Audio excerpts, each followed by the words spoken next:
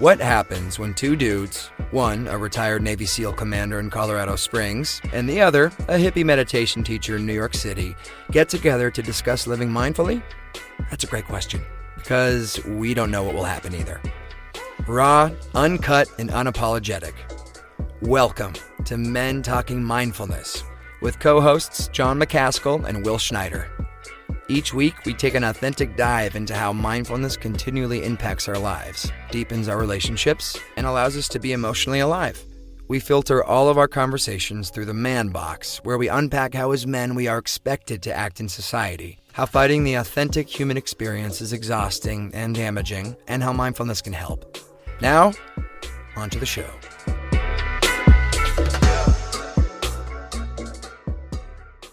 All right, here we are, Men Talking Mindfulness. And I tell you what, if there's ever been a time where we haven't known how the conversation will go between a Navy SEAL and a hippie in New York City, and now we're going to bring on a sex therapist, we're going to be talking about sex on social media live. So definitely have no idea how this will go, but I think we're going to have a lot of fun with it. But here I am, John McCaskill in Colorado Springs, and my brother from another mother, Will Schneider, there in New York City. And we are here, Men Talking Mindfulness. Today, we're going to have Courtney Boyer. She's our sex therapist that's going to come on. She's not our therapist, but she is a therapist that's going to be talking about sex with us today. But before we get into that, I'm going to turn it over to Will to plug our awesome sponsor. Yes. Well, I want to say hello to everybody out there. Hello to our audience. Hello to you, John. Courtney will come on in a second. Great to be here. It's a beautiful Friday here in New York City. And we're bringing back Halo Sport. They're our hydration company. And what I really love about the company is that, and we get to support a small business, which I think is really important. They're New York-based, female and minority founded brand that specializes in the cleanest and most functional hydration. Halo Sport is a unique hydration blend of electrolytes, minerals, and vitamins, and now available in a convenient and eco-friendly powder pack. And it's only 1 gram of sugar per stick. So they have, it's loaded with vitamin C and vitamin B, right, to help boost your energy and your immune system. Also has a lot of natural electrolytes, which I would like, John, is that their electrolytes come from their trace ionic minerals from the Great Salt Lakes of Utah. So a little shout out to Utah right there. So you can use Halo Sport anytime, at once a day, or anytime you're working out and you need that extra. You really need to stay hydrated when you're working out. And on a personal note, I know the owner, Anshuman. He's a great man. He's been a friend of mine and a yoga student of mine for the last 3 or 4 years. Also, the company is super eco-friendly. They're actively reducing their carbon footprint by switching from plastic bottles to aluminum. And also they have their powder stick, which also helps to reduce carbon emissions because they're not carrying on all the heavy weight of the water and stuff like that. So if you want to get your Halo Sport, head to halosport.com, right? That's HALOSPORT.com, and use promo code MTM2021. That's Men Talking Mindfulness, MTM2021, and get 20% off. Plus, we have our free giveaway that's back on. So for the next week, if you go to our website, mentalkingmindfulness.com, and sign up for our email address, we're going to draw our winners again next week on what's that day? The 7th of May. And we'll pick our winner from there. And Halo Sport is kind enough to send you a 1-month supply of Halo Sport. And that's for 3 different people that we're going to do that for. So super excited to have them back on today. Super excited to be here. And let's talk about sex, John. Let's do this. Let's do it. I should have brought in the old song, man. I know. Yeah. So we're going to bring on the expert here. So let me see. There she is. Oh, I pushed the button twice. Hey, and I'm sure that's a joke in and of itself. So many little jokes. So, hey, Courtney, welcome to the show. We're so excited to have you. I'm just going to run through your bio real quick. And again, I didn't get the green shirt memo. Definitely, before the show, we were talking about the old M&M joke, the old green M&Ms. Increase your desire or whatever. But yeah, next time we talk about sex on the air, I'll make sure I wear the green shirt. So Courtney is a clinically trained mental health and sex therapist. As a relationship coach, Courtney educates, equips, and empowers individuals so they can confidently cultivate a life they love. Courtney also coaches parents on how to talk to their kids about sexuality. She enjoys spending time with her active duty husband, Nathan, and their 3 children. Courtney also loves coffee and wine, me too, and serving her military community. Welcome, Courtney. So excited to have you here. Thank you, Will. Thank you, John. I'm so excited to be here. We're going to have a lot of fun. Thanks, We're going to have a lot of fun. Yes. So before we get too much further into the show, I think you may have watched 1 or 2 episodes, but we kick it off with a grounding practice, time to kind of get us centered and, hey, with the nerves amped up again, talking about sex on social media live, I need it. I need a grounding practice. So Will, brother, over to you. You're good. I'm excited to talk about sex, John. Let's do this. Okay, so anyway, let's ground ourselves down to begin. And this might be something you could do before, we'll talk about this, Courtney, something before you kind of get intimate. It's just like grounding yourself, calming yourself down, releasing and relaxing from stress and anxiety. So wherever you are, whatever you're doing, stop what you're doing, please. If you're sitting, then bring both feet down to the floor. If you're like walking around, listen to the podcast and you're at the grocery store or something like that, just stop. Make some contact with your hands. Maybe they're interlaced. Maybe they're on your thighs. Maybe they're just on the table. Close your eyes when you're ready. If that's safe for you to do. And I want everybody to just empty your breath out through your mouth with a nice little yeah, there we go. Good. And take a big giant breath into the nose. Feel that breath filling from the bottom, middle, the top, front, back, up, down. And exhale, let it go out again. With some sound. Yes, good. And go. Bigger breath in. Exhale out. Let's go. A couple more. In through the nose. Inhale. Out through the mouth. We'll do one more. In. Bigger breath if you can. Feel that breath even like kind of push all the way up into the base of the brain and let it go out. And let's do 5 breath cycles in and out through the nose. Yes, we're going to inhale for 4 seconds and be very slow and particular on the exhalation for a long count of 7 seconds. So let's go. Empty out to begin. Let the breath go through the nose. Inhale, biggest breath you can, proactively breathing in for 4, 3, 2, 1. Just pause here for a moment. Get very intentional. Right at the very beginning of the exhale, let it go out for 7 through the nose. 7, 6, 5, 4, 3, 2, 1. Pause. Just hit that bottom. Feel that emptiness, that stillness. And inhale again. Inhale 4. Hold here. Exhale slowly. 7, 6, 5, 4. Really work for that nice, slow, calm exhale all the way out. Hit that bottom. Feel that emptiness. Inhale again. 4, 3, 2, 1. Nice. Hold. Feel what it's like to be full of breath. Exhale. Let it go. 7, 6, 5, 4, 3, 2, 1. Couple more. Inhale 4. See, maybe even bigger breath. Pull it in even more proactively. Holding. Feel that fill. Exhale 7, 6, 5, 4. Slowly. Good. 2, 1. And last one. Inhale 4. Hold that balloon. Exhale 7, 6, 5, 4, 3, 2, 1. Good. And back to a few normal breaths in and out. Really soft and slow. Create a nice rhythm between your inhale and your exhale. And just check in how you're feeling emotionally. Just check in. It's okay, whatever it is. Just I want you to notice, just by tapping in and getting to know ourselves emotionally, we raise that bar of our emotional intelligence, which is going to create so much success in our relationships and our work with ourselves, just by simply noticing where we are emotionally and how we're feeling.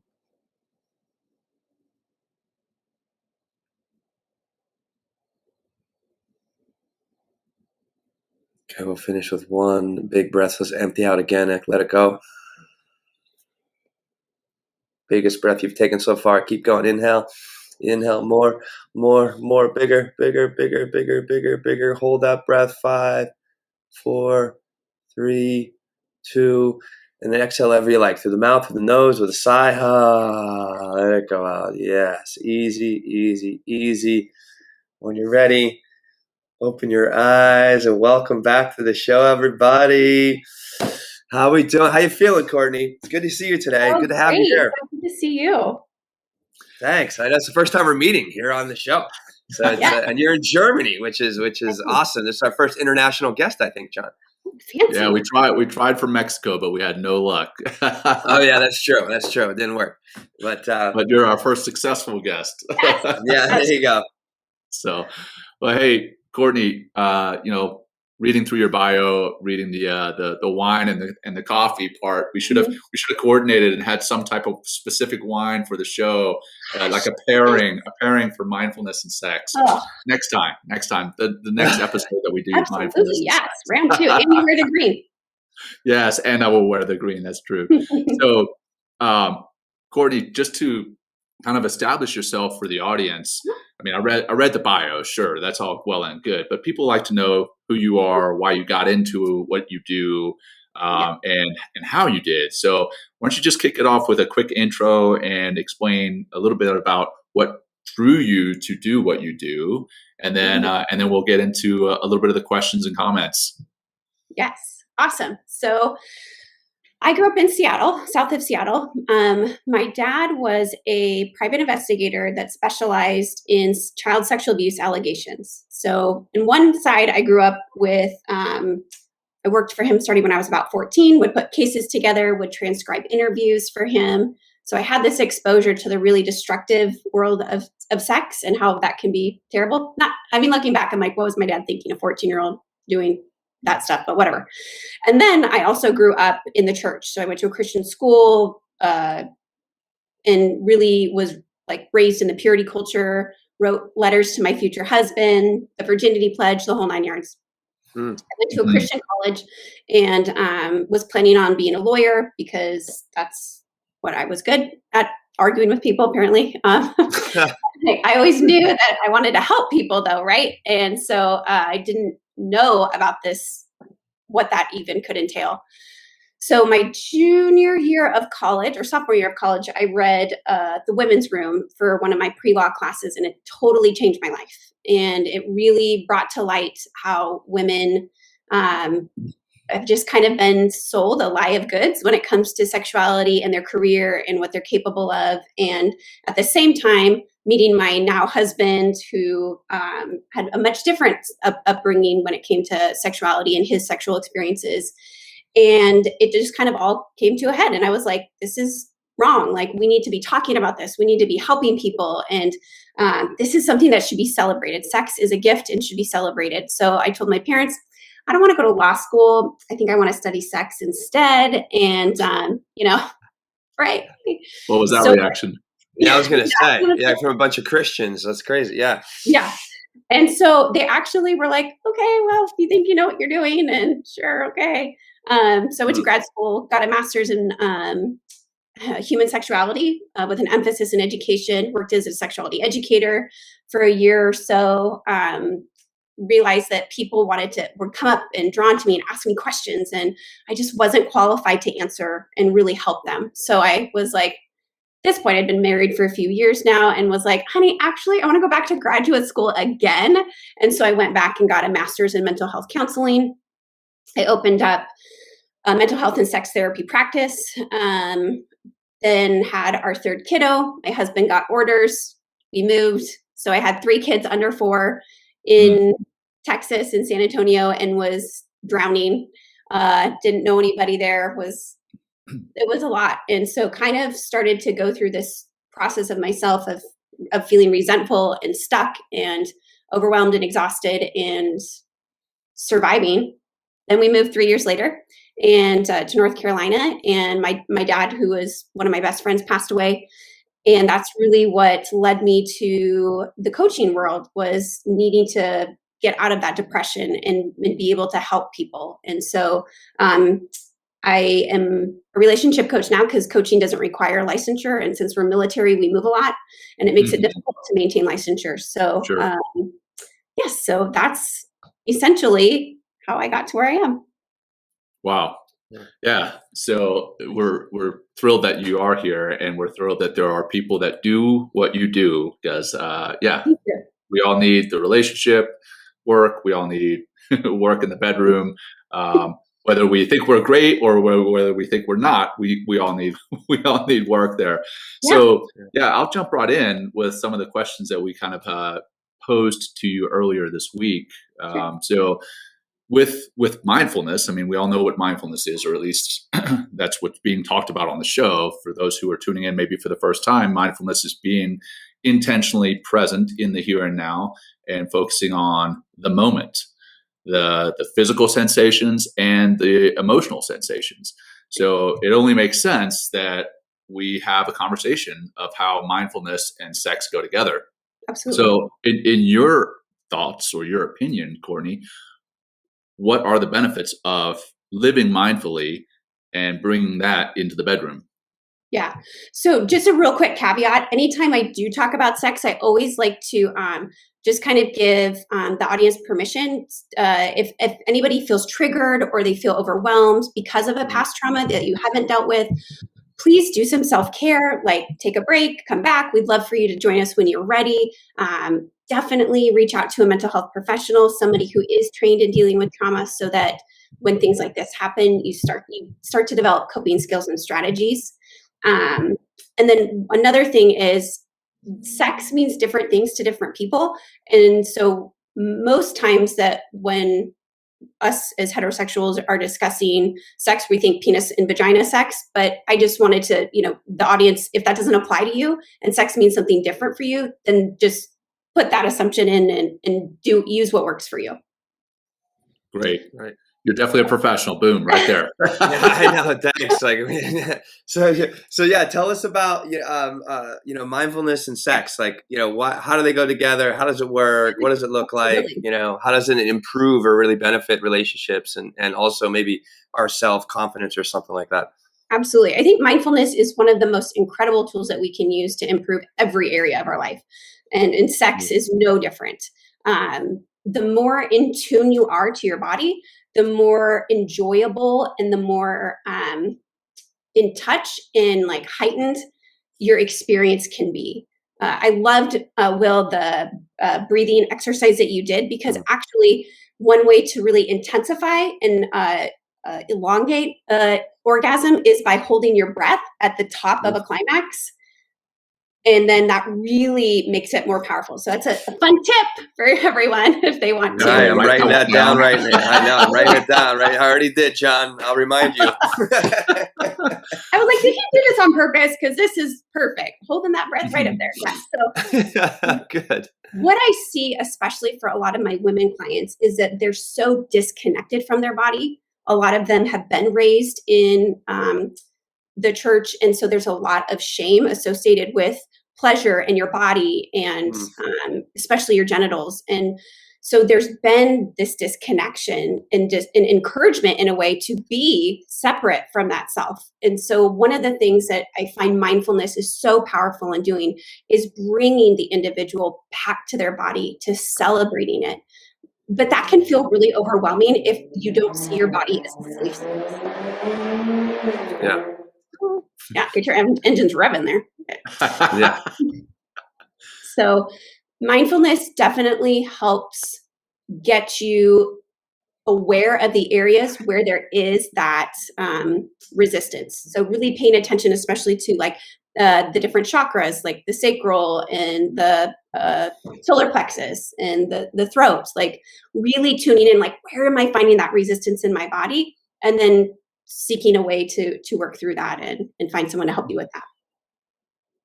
Great. Well, mindfulness rocks. Yeah, can you talk a little bit more about that disconnect and where does that come from, or how do we actually get into that, more of that reconnection to ourselves? You kind of mentioned some maybe some tools or something, and how that actually would benefit us and how that will bring not just more pleasure to, I'd imagine, what we're doing sexually, but also to our partner and being more present for them. Yeah. So one of the things that popped into my head when you were asking that was a really simple exercise you can do is just like take your arm and you close your eyes and just like feel like just slowly like touch your arm, like caressing it or pet. I don't know what the like. I hated that word petting in high school or whatever they taught you. You're just and focus on the sensations. I've worked with clients who cannot do this. It makes them so uncomfortable because of either they have body image issues, body hatred, any type of sexual trauma that they haven't addressed. And so really starting to check in, then do different parts of your body. These are sexual touches or sensual touches, but they're not necessarily meant to be arousing. If they're arousing, that's great. That's fantastic. But the point of this is to really start to be present with where you feel this and where it like kind of trickles down to. So when you start to maybe do caress or touch your legs, like maybe you start to feel a warmth in the genital areas, or maybe you don't. Like just really the beauty of mindfulness is that it brings you into your body. Will, you had asked about that disconnection. I think when especially for women, and I'd love to hear if you guys have heard this from men, where because we have so much shame associated with sexuality and women's bodies have been objectified so much, like women can't even breastfeed in public without like getting stares or having a debate about it. So there's a lot of issues that women have to unpack when it comes to their bodies, and giving themselves permission to enjoy it, to be proud of it, to like seek to understand it, to explore it. I don't know if you guys have had discussions in your relationships, and you don't have to share, but that's one thing that I've always find interesting is when couples don't have those conversations about how they feel about their body, if they're insecure about their body, if they really are able to be present during sex, or if they're just like focusing on, in and out, get it done. Yeah. And wrapping it up with that, in and out, get it done. Have you found, I guess they get wrapped up in their minds when they're in the bedroom for a couple of things. Either they're replaying stuff from work, let's say like anxiety from work, maybe, or they're replaying a pornographic film that they've seen before and they expect to live up to that, right? Or they have a certain goal in their mind. A lot of the time, that goal being the orgasm, right? And how does that affect what's going on, right? And really quick, also, just before you answer that, sorry, I'll give you a second to think about that. No, you're fine. You're fine. I see a lot of comments here about the church and the Bible and everything. And we do try to keep the show as apolitical and non-religious as possible. So we're just going to let that conversation happen, but we're going to be right here with our conversation with you, Courtney, in regards to the physical side of how mindfulness can help in the bedroom. Yes, absolutely. Yeah. And just a caveat, I still identify as a Christian. And so that's something, but I work with people of all faiths. So a couple of things that you said that I love. One of the easiest way to really, well, not the easiest way, but a really helpful thing to do is to reconsider the purpose of sex. Like when you said that the purpose is orgasm, like so often we see sex as goal oriented. And what I try to encourage clients to do is to see it as pleasure oriented, right? It's not a destination, it's a journey. Like if there is a destination, quote, an orgasm, great, fantastic, but it's really like sex serves so many purposes. Orgasms serve purposes as well, but we tend to like muddle the two. Sex is also a skill. People think that just because they have genitals, like, oh, I should absolutely know what I'm doing and be able to like get it on and be great at it. And yeah, there are some people who are naturally like great swimmers, and there are people who are naturally great speakers and really great in bed. That's not everybody. And so what happens is, because we lack this skill set and toolbox to give people to become better lovers, more, lots of awareness, they turn to pornography, because that's like education 101, right? Like that must be, and this is something I see with our youth. And this is why I'm so passionate about talking to parents and equipping them with ways to have these conversations with their kids, so that they don't turn to Google and they don't turn to the internet, because that's not like, that's a fantasy. That's an act, right? Like that's entertainment. That's not what sex is and what real people do or can do. It's a steroided, hyped up version of an act. Mm-hmm. There's something else you said. I'm trying to remember now. It's just how we kind of almost talking about the stress and how we bring that into the bedroom, performance anxiety, and then also what we see as what, So the biggest boner killer is responsibility. Explain. Yeah.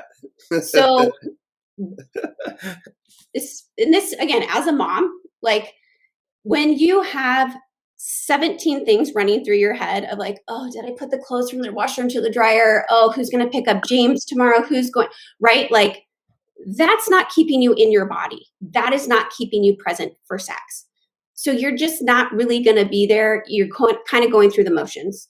A lot of women are so exhausted from the responsibility and the burden and the emotional care, if they're staying at home with their kids or even working and staying home with their kids, and they're not able to communicate that to their partner. So then the partner's like, yeah, all right, kids are in bed, let's get it on. All right. And they're like, are you kidding me? Like who's going to do this? Who's going to do the dishes? Who's going to do that? So there's the stress prevents them from being mindful, from being in the moment. And I see this too with my male clients, is they are so worried about finances and providing in the 401k and all of that, that they're like, oh, maybe no, not tonight. Right. Because it's not just women that say no, men say no too.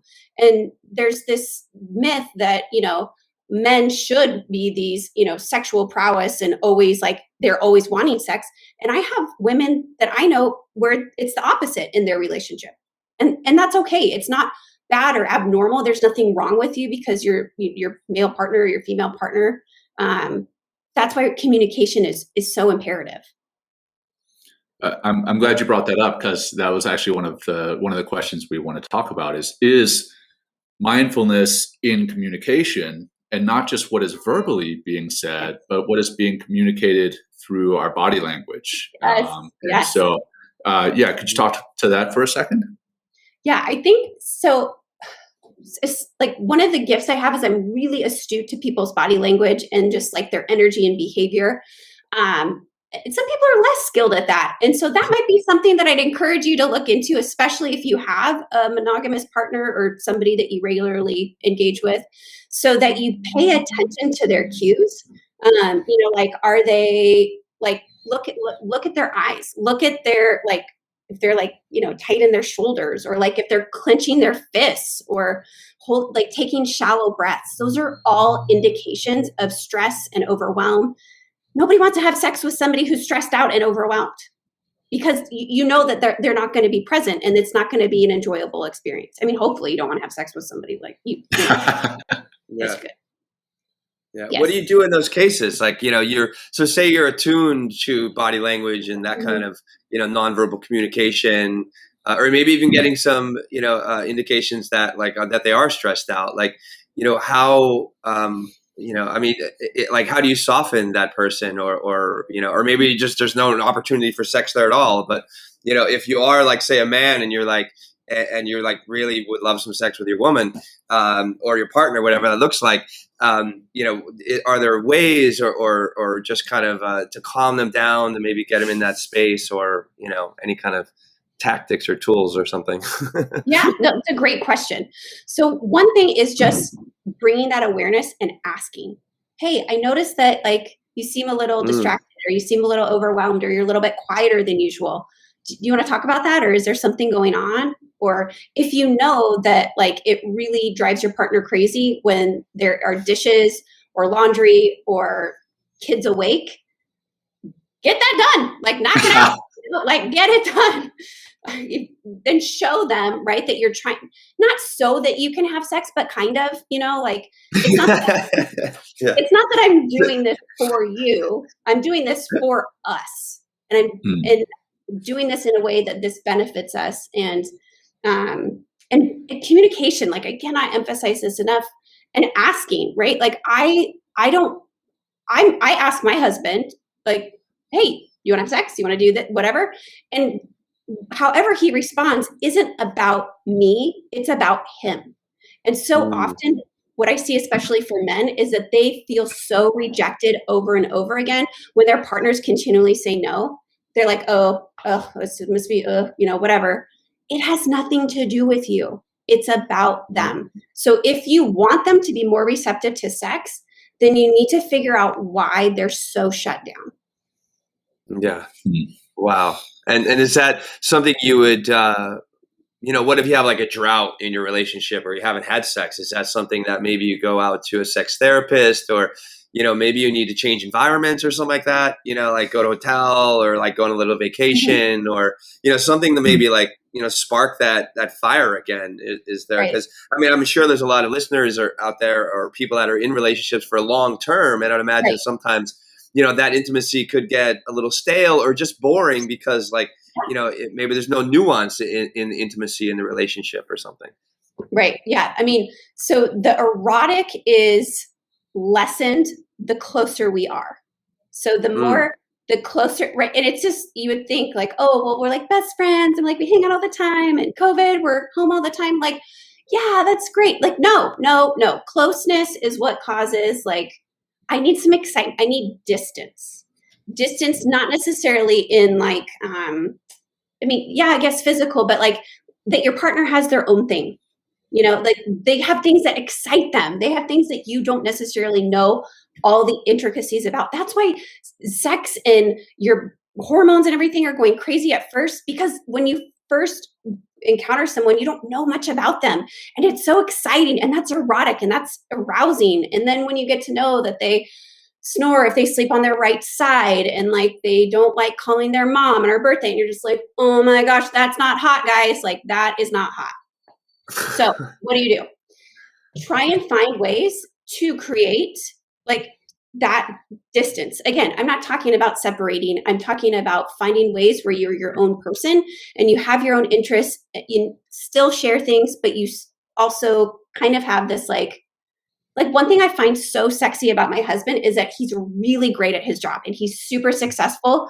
And I know like 50% about what he does, but I don't want to know more because it's exciting and it's arousing to know like there's this whole world over here that he's like really good at. And like, ooh, you know, kind of, have you ever seen The Big Bang Theory? And like, and Penny, and when her and Leonard, and you know, like he's like this nerdy guy, and like she has no idea, but it turns around. It's like, good for you, Penny. Good for you.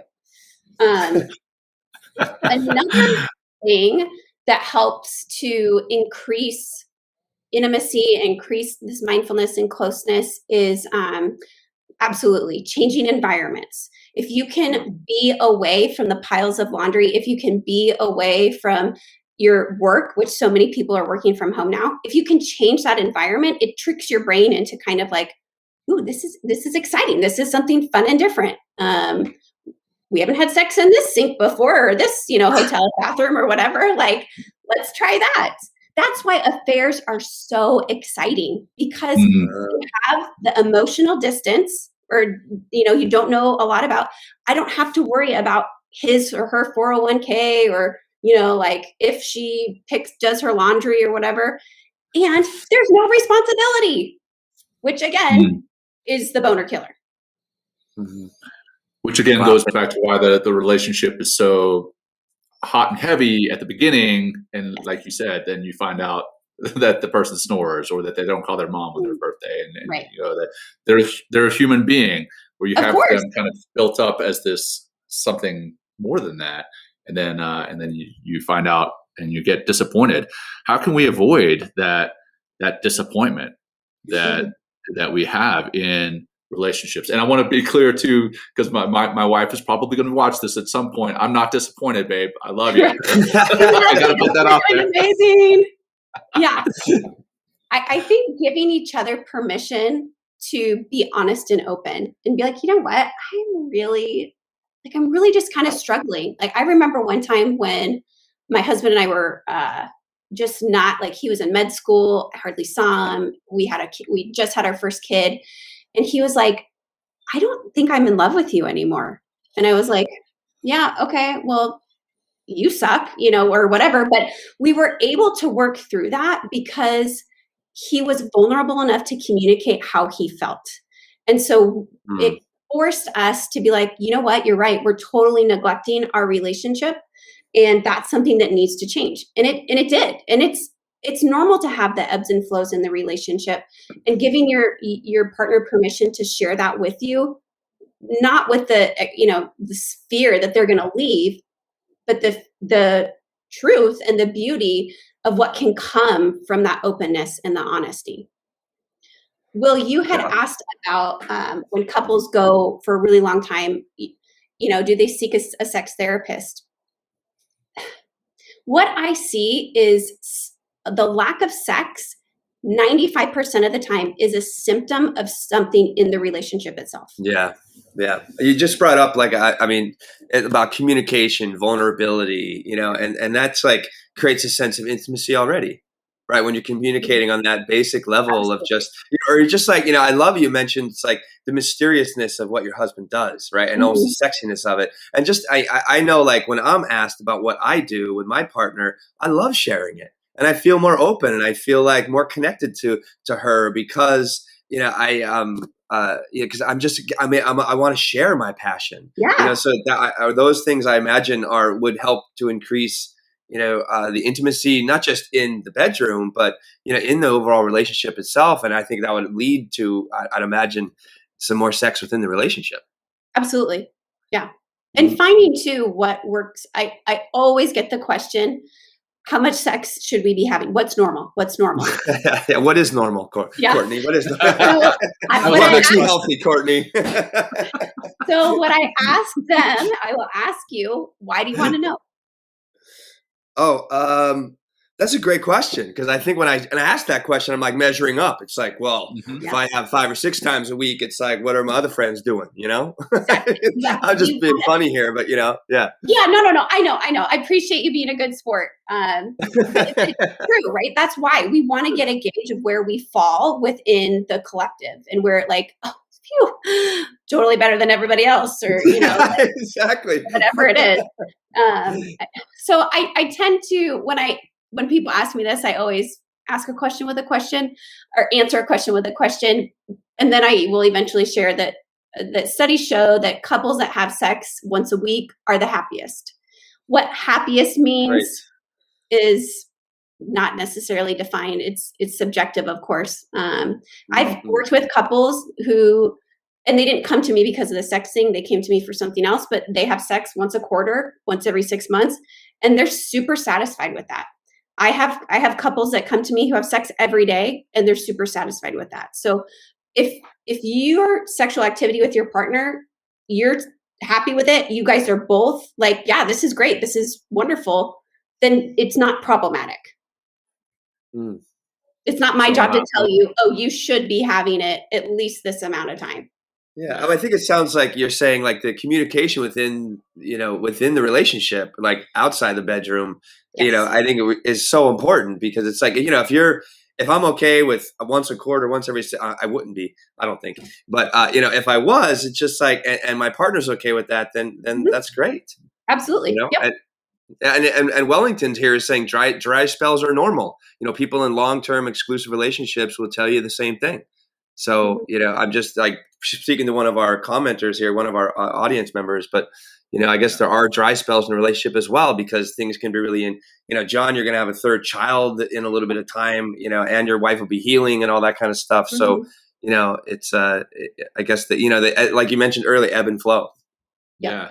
No, absolutely. But what, like social media, let's say social media, phones, the phones that we constantly have on us, TVs in the bedroom, what about those and how they contribute to the dry spells that we have? And should we work to cut those out so that we have maybe less of a dry spell? Yeah. So I think, I don't really know if I like the word dry spell, because it almost insinuates that like there should be, like there's a standard and an expectation. Yeah, right. I think it's so different for every couple.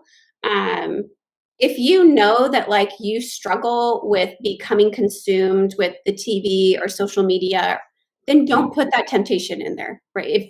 If it's not going to enhance or improve your relationship, then you don't need it. Or if it's becoming a hindrance, then if you're totally fine sitting there every night scrolling and doing social media or whatever, and you're satisfied, both of you are, then okay. But if it's becoming, again, problematic, it's the same with like work or working out or meditating or whatever, when you have these activities that consume you and distract you and in almost a way allow you to avoid having to deal with the emotional and the vulnerability or the vulnerableness of that relationship, then any of those things should be addressed.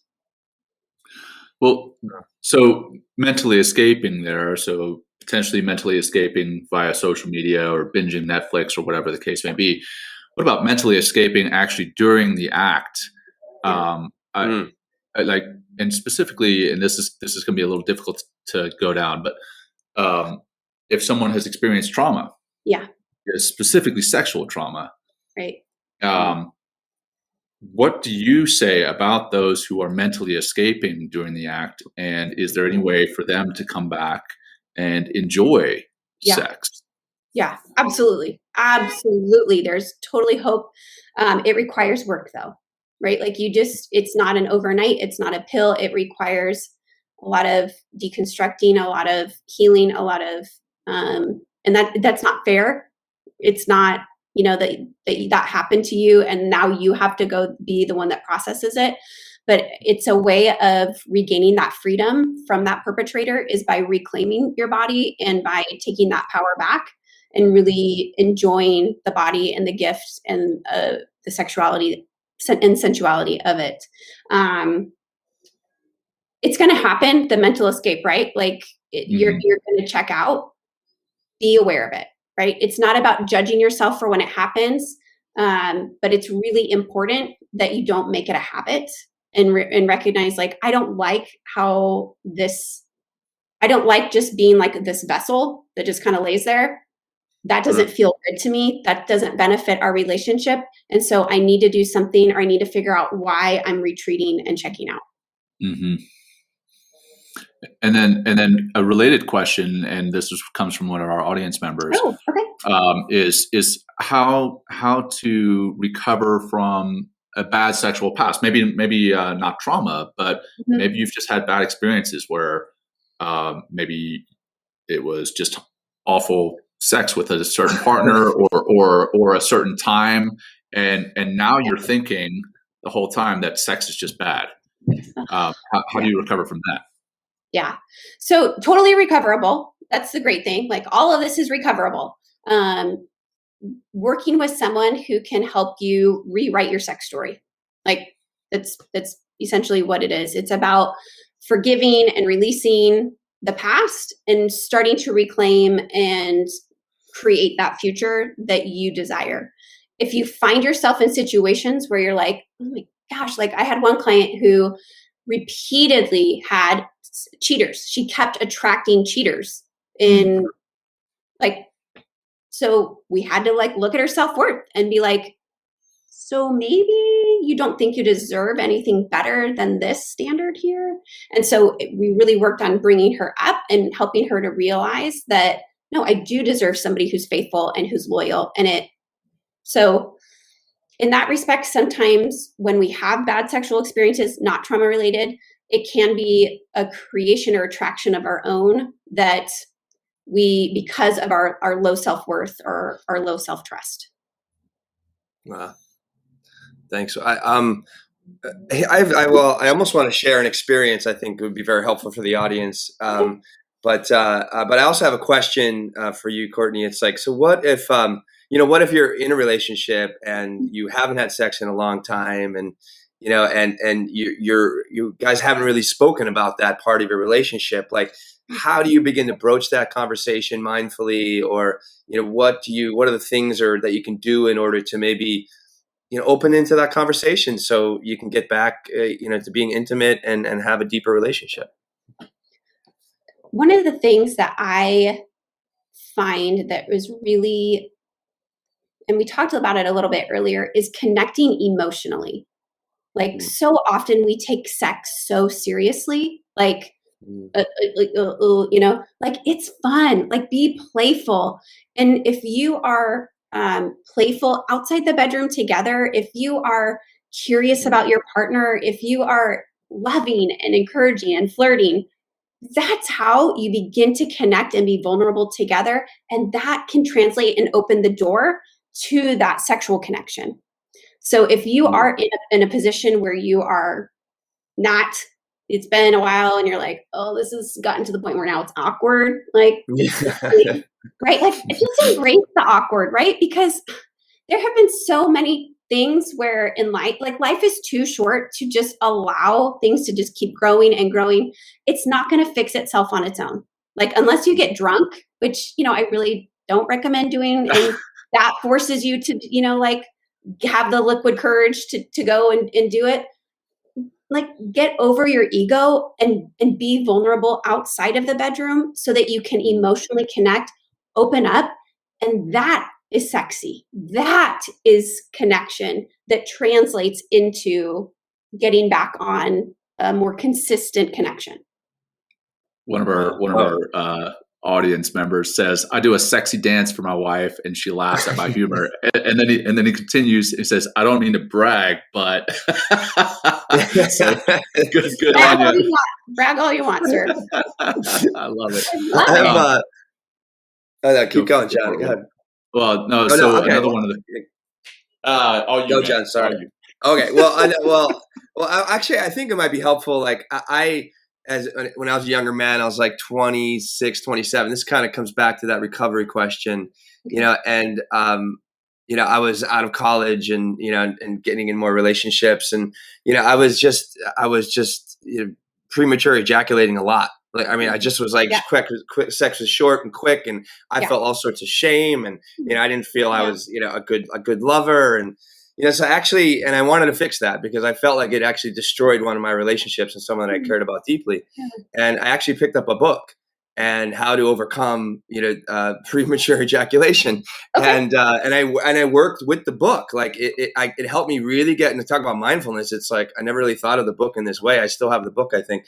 Not like I use it. I've actually lent it to friends, you know what I mean? Cause they're like, oh, tell me about this, So it actually helped me get in touch with the feeling, just be right, like during not the orgasmic feeling, like the complete release, but like, they had like a scale of like 0 to 10, right? 10 is like, okay, it's out, it's happening, you're orgasming, right? Whereas like, and the kind of 8 and 9 would be like the point of no return.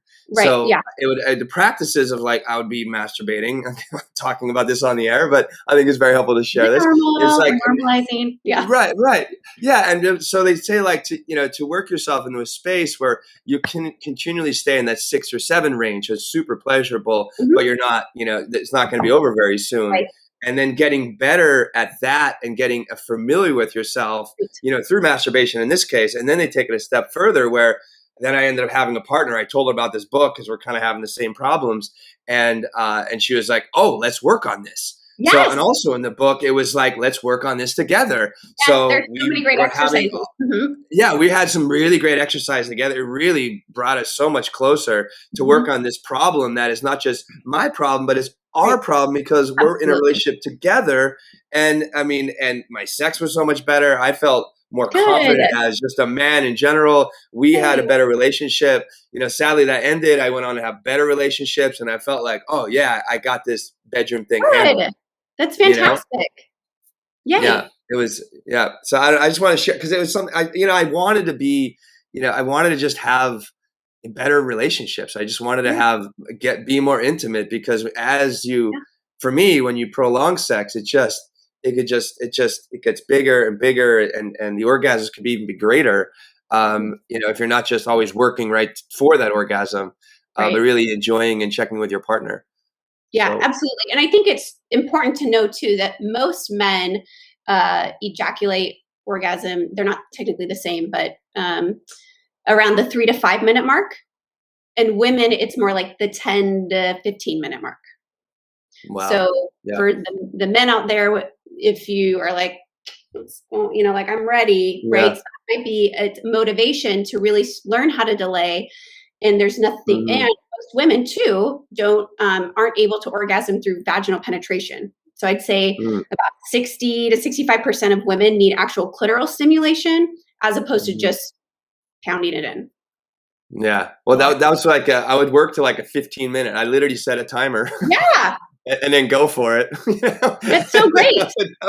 I know, John. I mean, I love it. But you're being totally vulnerable. Yeah. Yeah, hey, you know what? Like, why not? Right? Raw, uncut, unapologetic. Right? But here you go. You just said 10 to 15 minutes for women, 2 to 3 minutes for men, and here I am in the book, like being a heterosexual man, working for that 10 or 15 minutes, and it's been a lot of more fun being able to have that longevity during sex, for sure. Yeah. Good. But I also love that you said, hey, this is what the average is, right? And going back to our performance and what we're comparing our performance to, and a lot of men in particular are comparing ourselves to what we've seen in pornography, right? And I mean, those they last a long time, right? And you're like, oh damn, I didn't last an hour, so I'm inadequate.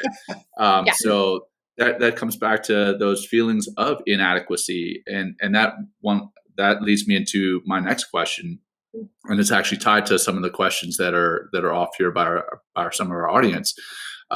Is poor body image, like having that poor body image because, hey, you have gone through life, maybe you've had kids, maybe you're a dad with kids, maybe, I don't know, maybe whatever.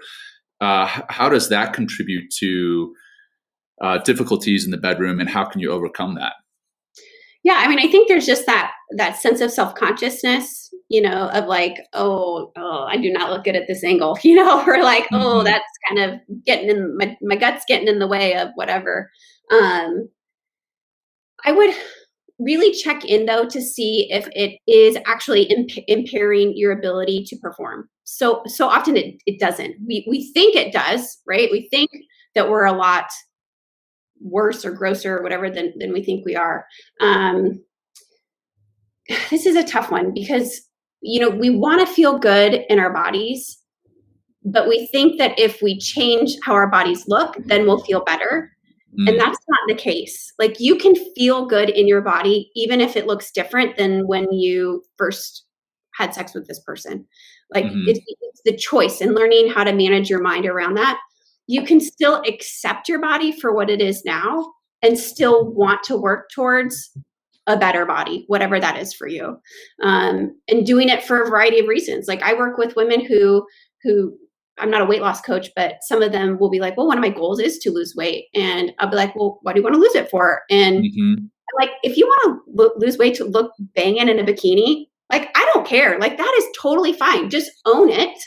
And, be aware of the reasons for why you want to do X, Y, or Z. But I think that when your self-consciousness and your body image starts to impact negatively your sex life, like, then something needs to be done. Great. Did I answer your question? It does, 100%. Thank you. Okay. And then the last question I'll take from the audience, and then we'll start to wrap it up, is we talked about checking out because of potential past trauma. What about checking out from physical pain that you may have? One of the comments had the audience member has steel in her leg, if I remember correctly. The comment's kind of gone by, but and has physical pain. How do you manage having good sex while you're still in physical pain? Yeah, so sex should never be painful. That's one thing that a lot of people don't realize, that when it comes to especially women's physiology. So I'll answer your question, but I did want to make this just kind of known, is that so a woman can absolutely be aroused and turned on and still be dry. Her genital lubrication is like can fluctuate so much. I mean, if you're having sex for an hour, please have a lube. Please have a lube. Because you're going to dry that sucker out super fast, and that leads to tearing, and that leads to pain, and nobody got time for that. So the lube doesn't mean that there's something wrong with her, like she should be able to produce more. It's just a tool. Like wetter is better. Wetter is better. So just throw that on there. I want to write that one down too, Will. Yeah. Done, John. Yes. That'll be my next tagline. Will, you're not taking notes anymore. I am now. So if you have not compromised anatomy, but your body is in a situation where you do find pain, or you do switch what sex means to you, right? There, you readjust, like maybe focus on oral sex, maybe focus on digital penetration, maybe focus on other erogenous zones of the body. There are so many different ways that you can orgasm, and giving yourself permission that there's not something wrong with you because you have to go do it a different way, but really embracing the opportunity to like explore your body and explore different ways to receive and feel pleasure. Wow. Perfect. Thank you. Yeah. I gotta hate. Okay. I'm going to ask one more thing, and then we got to go. Let's take sex outside the bedroom, in the sense of like, not sex like in public places, but like sex, like, how the sex could start. I mean, it has for me, in text conversations, in like notes, in like making a date. Like, how important is that to arousal and increase intimacy and connection in a relationship? Yeah. Foreplay is everything between sex acts. Everything. Every day. So who you are, how you behave, how you treat the kids, how you treat the waiter, the messages that you send, right? You're either elevating or decreasing. Oh, sorry. Yeah. No, that's okay. I guess we're in a podcast too. Oh, yes. Sorry. Yeah. That's okay. Yeah. And when this is down, everybody's down. So. Wow. Awesome. Okay. Well, what else, Courtney? We're going to wrap it up here. What have we not discussed? Although I saw some people already say in the comments they want you to come back for another show, because I'm sure we didn't cover enough in 1 hour. So no, definitely. Well, actually, I want to talk about, and this could be really taboo. It's like, toys in the bedroom. Like, do we bring in different types of toys, and what is that like? Is that awkward? Is that weird? Is that like strange? Is that too porno? You know what I mean? Like, and I think that might be fun as well to talk about, because we are talking about intimacy and arousal and relationships and orgasm and all the great things that, like, part of our human existence is to have sex, or else we don't, proliferate the species. So we might as well have fun doing it, right? Well, and the beautiful thing is, like, the clitoris, the only job of it is pleasure. It has 9,000 nerve endings. That is twice the amount of nerve endings that are in the glands of the penis. Twice. Thank you, God. Wow. That's what I got. There you go. Yeah, so we'll start to wrap it up here, Courtney. Yeah, amazing comments and insights. So thank you so much for being here with us today. If people wanted to connect with you and they had more questions, how do they get a hold of you? Yeah, so you can find me. I'm about to start a rebranding process, but right now I'm at the Stepping Stones Coach on Instagram and at Facebook, and on LinkedIn I'm at Courtney Boyer Coaching. There you go. Okay, yeah, you just want to say those again. The Stepping Stones Coach, is that what you said? Yeah, the Stepping Stones Coach on Instagram and Facebook. My website is thesteppingstonescoach.com. And yeah. Great. Well, thank you so much, Courtney. Thank you guys so much. I really had a great time. Oh, yeah, absolutely. So, and we wrap up every show with a grounding practice. And, heading into the show to talk about sex, I needed a grounding practice to settle me down. Right. Heading out of the show after talking about sex, I need a grounding practice to settle me down. Down, boy, down. I'm kidding. That's right. Oh, I could tell you you can't have fun, right? If you can't have fun with it. No, absolutely. So, yeah. All right. Well, if you're comfortable, Courtney, I'm gonna run us through a quick grounding practice because we are coming close to the hour. So go ahead and get into a comfortable position, much like you would in the bed. So, hey, we're going to get comfortable here. And if you're comfortable doing so, close your eyes. Otherwise, just soften your gaze and bring your attention to your breath. And we're just going to do a simple box breath like we've done before. We'll breathe in for 4, hold for 4, breathe out for 4, hold for 4, and we'll do that 4 times. And we'll begin by breathing out all your air. Breathing in, hold for 4, 3, 2, 1. Breathe out for 4, 3, 2, 1. Hold for 4. In for 4. Hold for 4, 3, 2, 1. Out for 4, 3, 2, 1. Hold for 4. In for 4. Hold for 4. 3, 2, 1. Out for 4. 3, 2, 1. Hold for 4. The last one. In for 4. Hold for 4. 3, 2, 1. And out for 4. 3, 2, 1. And hold for 4. 3, 2, 1. And just breathe naturally.